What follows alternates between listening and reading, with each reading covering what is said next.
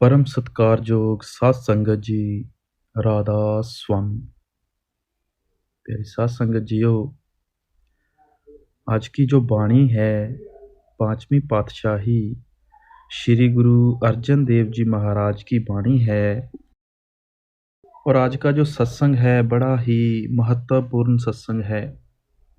बड़ी अच्छी तरह आपने खोलकर समझाने की कोशिश की है कि संत महात्मा हमारे लिए क्या हैं और संत महात्मा हमें आत्मा और परमात्मा के रिश्ते के बारे में कैसे समझाते हैं और आत्मा और परमात्मा के मिलाप के रास्ते में आने वाली रुकावटों का वर्णन करते हैं। सत्संग के वचन। हम संतन की रैन प्यारे, हम संतन की सरना। संसारिक या व्यवहारिक विद्या की प्राप्ति के अलग अलग स्तर हैं और बीए, एमए आदि अलग अलग डिग्रियां हैं। इनका संबंध विद्यार्थी के धर्म, जाति, मजहब, मुल्क आदि से नहीं बल्कि विद्या प्राप्ति के स्तर से होता है। इसी तरह संत मत में साधु और संत साधक की रूहानी अवस्था के सूचक पद हैं। साधु या संत होने का धर्म, जाति, वेशभूषा, विद्या, धर्म ग्रंथों के पाठ विचार आदि किसी भी बाहरमुखी बात से कोई संबंध नहीं। कबीर साहब की वाणी है, साध सोई जिन जे गढ़ लीना, 9 दरवाजे प्रगट जीना, 10वां खोल जाए जिन दीना, जहां कुल्फ रहा मारा है। संतों महात्माओं ने आंतरिक रूहानी जगत को 5 मंडलों में बांटा है। नीचे से ऊपर की तरफ दूसरे रूहानी मंडल को त्रिकुटी कहा जाता है और तीसरे रूहानी मंडल को 10वां द्वार कहा जाता है। कबीर साहब इशारा कर रहे हैं कि जो साधक मन इंद्रियों को वश में करने 10वें द्वार में पहुंच गया वह सच्चा साधु है।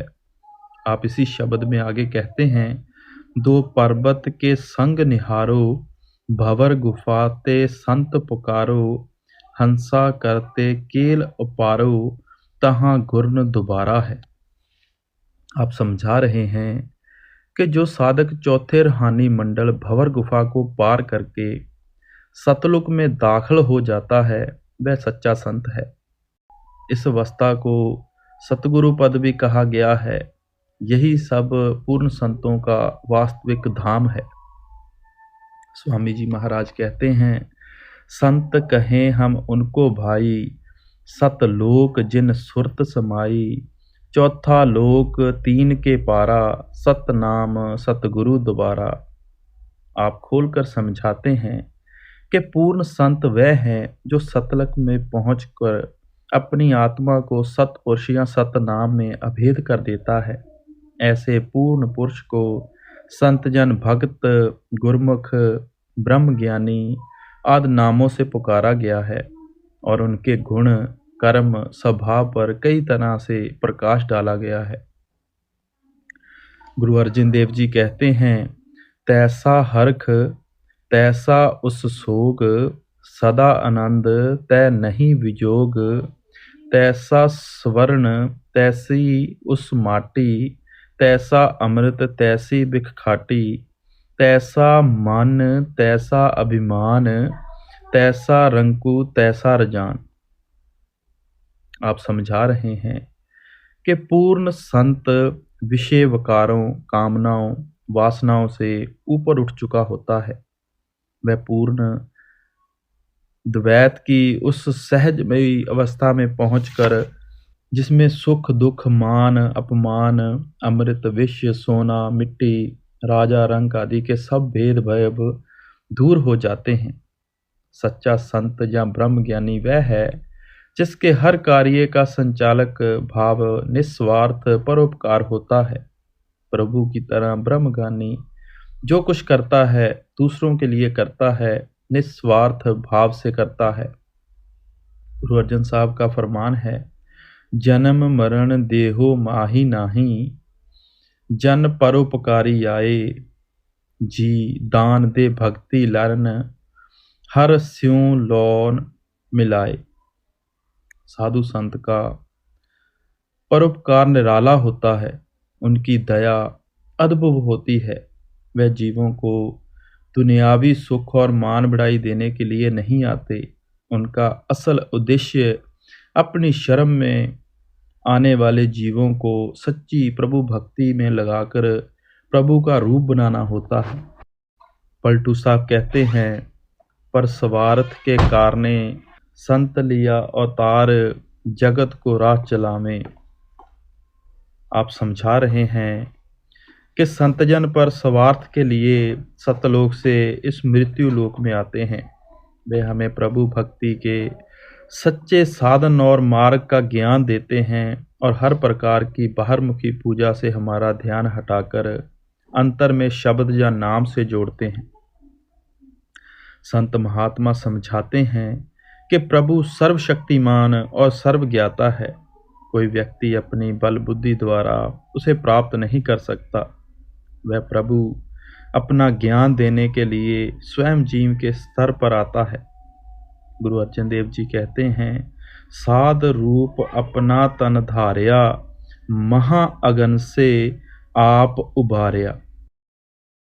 जब वह निराकार प्रभु साकार संत के रूप में प्रकट होकर जीव को अंतर में स्वयं अपने सच्चे नाम से जोड़ता है, तो जीव अंतर में बैठे प्रभु से मिलाप करने के योग्य हो जाता है।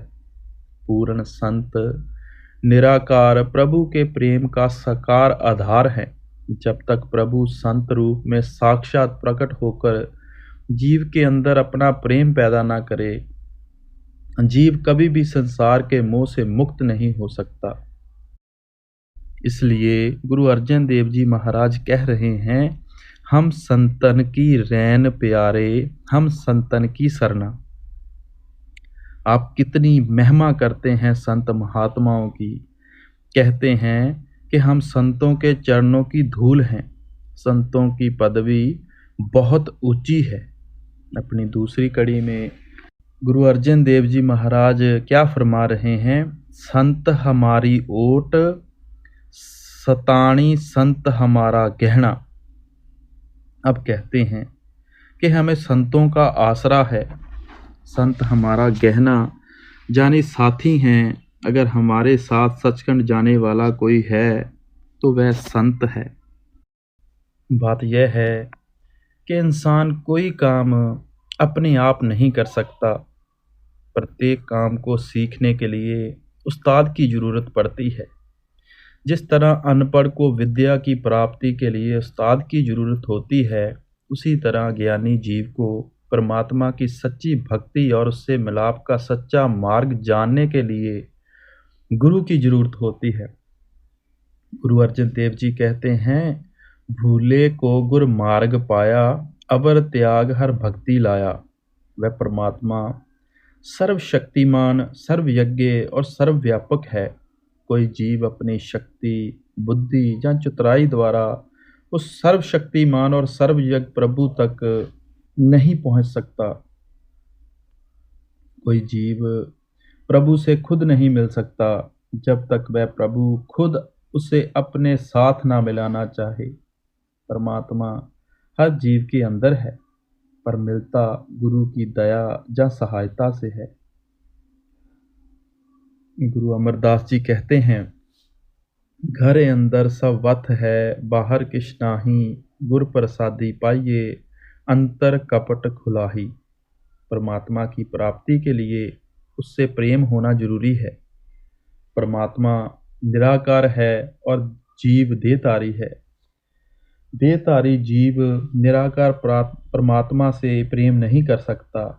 वह परमात्मा गुरु के रूप में प्रकट होकर जीव के अंदर अपना प्रेम पैदा करता है। प्रेम को केवल प्रेम काट सकता है। जब तक हृदय में सतगुरु के रूप में प्रकट हुए हरि का प्रेम पैदा न हो, जीवात्मा संसार का मोह कभी नहीं त्याग सकती। सतगुरु का प्रेम ही जीवात्मा को संसार के प्रेम से मुक्त करके अपने साथ मिलाने का असल साधन है। प्रेम भक्ति से ही जीव का छुटकारा होता है और जीव को प्रेम भक्ति का धार बख्शने के लिए वह कर्ता खुद साधु रूप के प्रकट होता है। गुरु अर्जन देव जी कहते हैं, अंधकूप ते काढन हारा, प्रेम भक्ति होवत निस्तारा, साध रूप अपना तन धारया, महा अगन ते आप उबारया। अनाद काल से परमात्मा से बिछड़कर रचना में भटक रहे जीव के सर पर अनगिनत कर्मों का कर्ज है। कोई जीव अपने बल या बुद्धि से यह कर्ज नहीं चुका सकता। वह परमात्मा गुरु का रूप धारण करके जीवात्मा रूपी पुत्र को कर्मों के कर्ज से मुक्त करवाकर उसे अपने साथ मिलाने का प्रबंध करता है। गुरु अर्जन देव जी कहते हैं, नानक जिनको सतगुर मिलिया, तिनका लेखा निबड़िया। गुरु साहब समझाते हैं कि अनाद काल से प्रभु मिलाप का एक ही साधन चला आ रहा है, और वह साधन शब्द या नाम है, जिसकी प्राप्ति सतगुर से होती है। गुरु अर्जन देव जी कहते हैं, गुर तीरथ गुर पर जातु, गुर मनसा पारनहार, गुर दाता हर नाम देई, उधरे सब संसार। गुरु से संतों का भाव अपने समय का जीवित गुरु है। पिछले समय में हो चुके महात्मा पूर्ण होने के बावजूद हमारी कोई सहायता नहीं कर सकते। वे परमात्मा में समा चुके हैं। वे हमसे उतने ही दूर हैं जितना परमात्मा।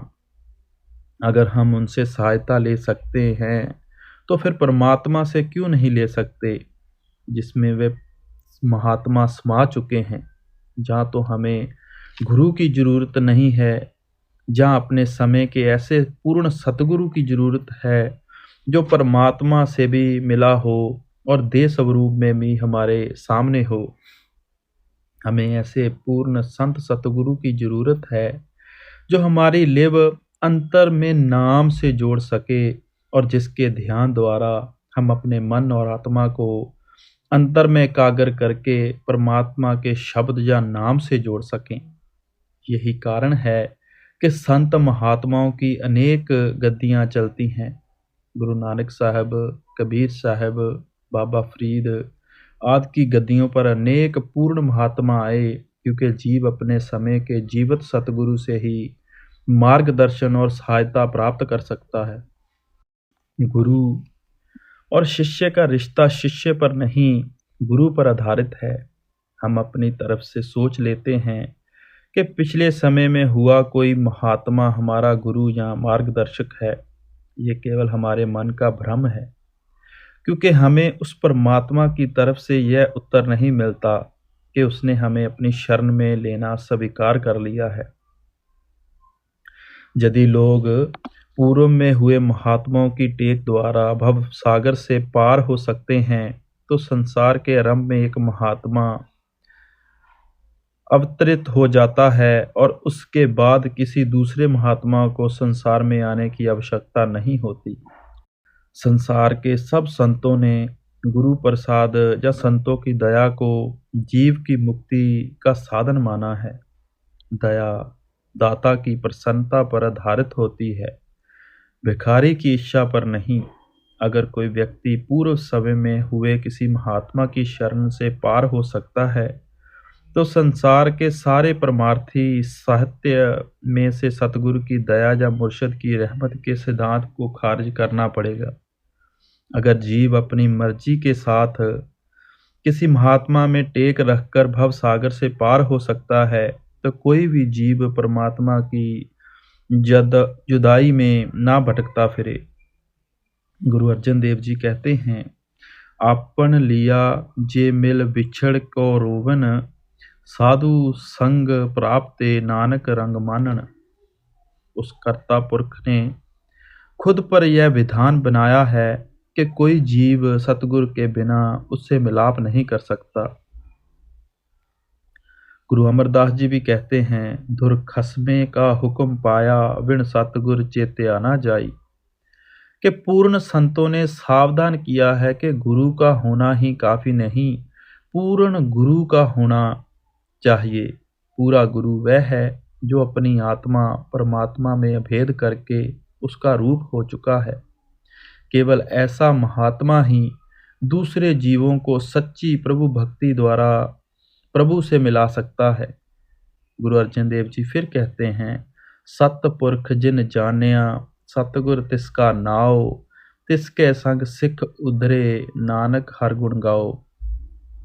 के पूर्ण गुरु ही संतों ने शब्द स्वरूपी शब्द अभ्यासी सतगुरु कहकर पुकारा है।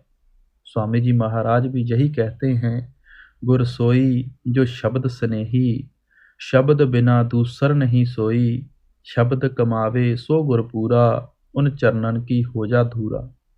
आप फरमाते हैं कि महात्मा के कौम मजहब मुल्क आदि को ना देखो, केवल यह देखो कि वह शब्द स्वरूपी और शब्द अभ्यासी हो। पूर्ण संत सतगुरु प्रभु का रूप होता है। वह प्रभु की तरह अपनी किसी भी दात के लिए कोई कीमत नहीं मांगता। वह अपनी शरण में आने वाले जीवों को प्रभु से मिलाप की युक्ति मुफ्त सिखाता है। वह जीवों की परमार्थी सेवा निस्वार्थ भाव से करता है। वह अपनी हक हलाल की कमाई पर गुजारा करता है और अपनी नेक कमाई भी दूसरों में बांट कर खाता है। गुरु नानक साहब की बाणी है, गुर पीर सदाए मंगन जाए, ताकै मूल न लगिए पाए, घाल खाए किश हाथ दे, नानक राह पछाणे से। आप सावधान करते हैं कि शिष्य के धन पर गुजारा करने वाले व्यक्ति के चरणों पर भूले भटके भी माथा नहीं टेकना चाहिए।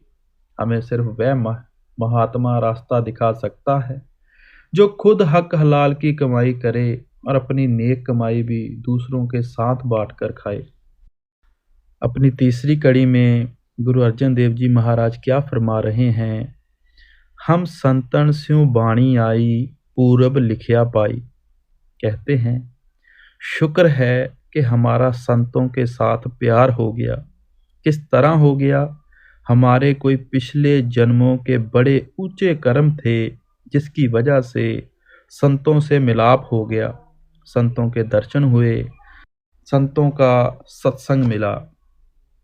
दया में दयालु का स्वभाव मुख्य होता है, दीन का गुण या स्वभाव नहीं।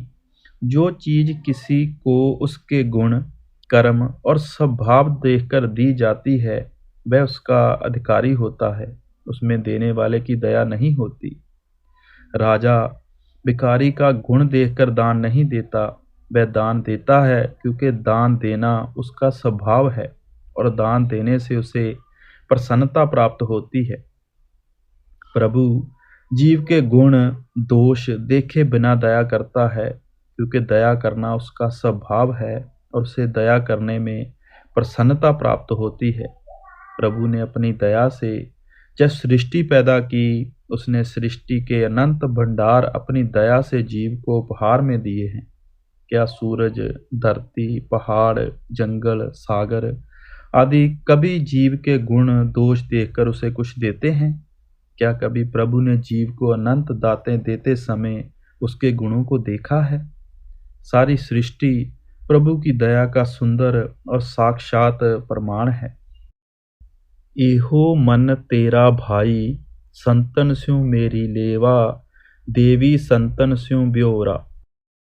ए मालिक, ए संतो, यह तन मन धन सब तुम्हारा है। कहते हैं, हम संतों की शरण में आ गए हैं, अब हमारा संतों के साथ ही मिलना जुलना, संतों के साथ ही बर्ताव है। संतन स्यों हम लाहा खटिया, हर भक्त भरे भंडारा। अब कहते हैं कि संतों की शरण में आकर हमें बड़ा ही फायदा हुआ है। जन्म मरण खत्म हो गया, भक्ति का खजाना मिल गया, रूह खंडों ब्रह्मंडों पर चली गई, मालिक के दर्शन हो गए। हमें जो कुछ भी मिला है संतों की कृपा से। संतन मोह को पूंजी सौंपी, तो उतरिया मन का धोखा। अब कहते हैं कि संतों के नाम से, अब कहते हैं संतों ने नाम की पूंजी, नाम की दौलत हमें दे दी, अंतर पर्दा खुल गया, शब्द की लज्जत आ गई। अब हमें कोई धोखा नहीं, ना जन्म का ना मरण का। धर्म राये अब कहाँ करोगे, जाओ फट्यो सगलो लेखा। अब कहते हैं धर्म राय, हर एक प्राणी के कर्मों के मुताबिक आगे जन्म देता है, नरकों में, स्वर्गों में या किसी और जूनी में, मगर हमें उसके पास हिसाब देने के लिए नहीं जाना पड़ता। क्यों? क्योंकि जब वह खाता या इमालनामा ही फट गया तो हिसाब किसको देना है?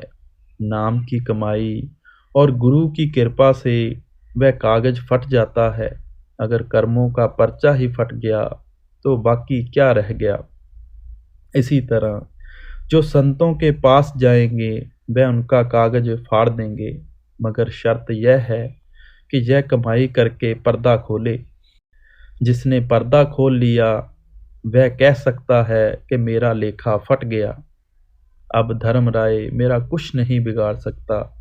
मगर जो अंदर नहीं गया उसका लेखा यूं का त्यों है। जिस तरह अगर बीमार दवाई खाएगा तो बीमारी जाएगी, अगर दवाई आले में पड़ी रहे तो बीमारी कैसे दूर हो सकती है? कभी नहीं। महाआनंद भय सुख पाया संतन के प्रसादे। अब गुरु अर्जन साहब कहते हैं अंदर पर्दा खुल गया, रूह ऊपर खंडों ब्रह्मंडों पर चली गई। अमृतसर में नहाई, अमृत पिया, सूखी हो गई। फिर कहते हैं पर्दा किस तरह खुलता है? जब सतगुरु मिले, उन्होंने नाम दिया, हमने नाम की कमाई की, पर्दा खुल गया। अब अपनी आखिरी कड़ी में गुरु अर्जन साहब क्या फरमा रहे हैं? कहो नानक हर स्यों मन मान्या, रंग रते बिस्मादे। मनुष्य शरीर 5 तत्वों से बड़ा हड्ड मांस का पिंजरा ही नहीं, प्रभु रूपी अनमोल रतन भी इस शरीर के अंदर ही है।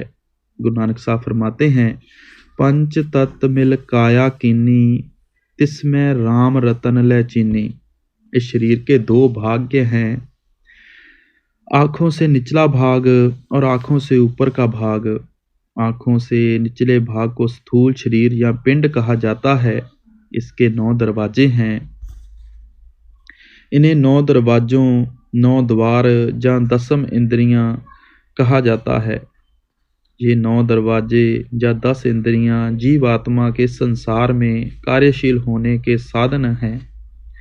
जागृत अवस्था में आत्मा का असल स्थान आँखों के पीछे और मध्य में है, जहाँ से आत्मा 9 द्वारों में उतरकर सारे संसार में फैल जाती है। 9 दरवाजे या 10 इंद्रियां जड़ हैं, ये केवल चेतन आत्मा की शक्ति से ही कार्यशील होते हैं। आत्मा आँखों में उतरती है तो आँखें देखना शुरू करती हैं, ये कानों में उतरती है तो कान सुनना शुरू करते हैं। इसी तरह बाकी सब इंद्रियां भी आत्मा की शक्ति द्वारा ही कार्यशील होते हैं। साधारण जीव स्थूल शरीर, पिंड और इसके 9 द्वारों या 10 इंद्रियों को ही इंसान की हस्ती का आधार माना जाता है।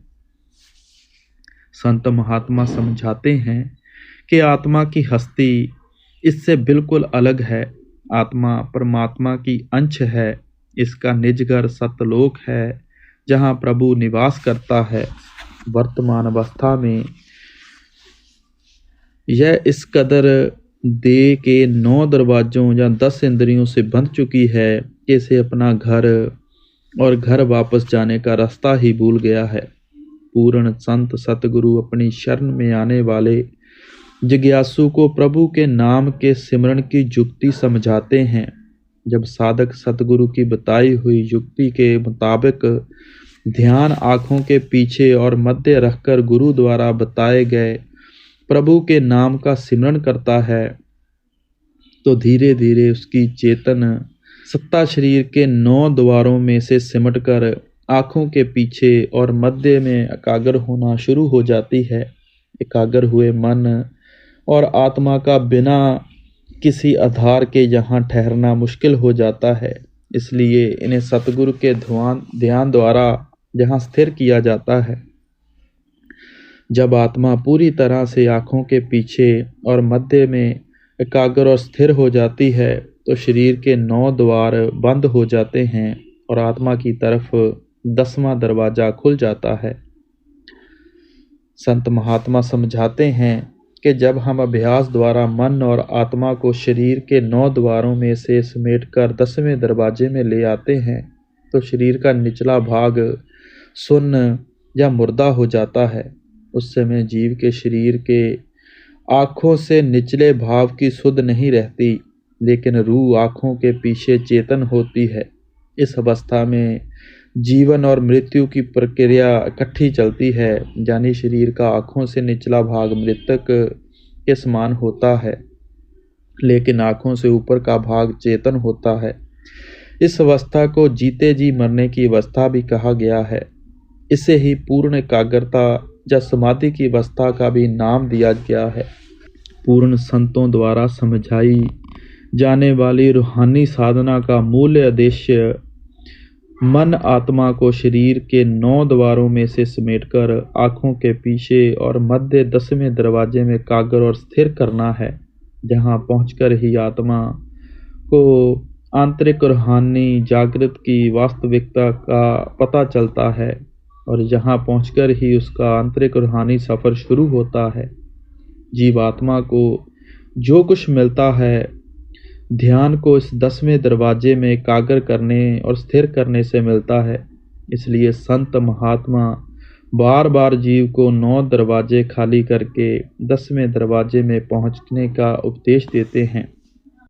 इस सफ़र के तीसरे पड़ाव को संतों महात्माओं ने अपनी वाणी में 10वां द्वार या 10वां द्वार कहा है।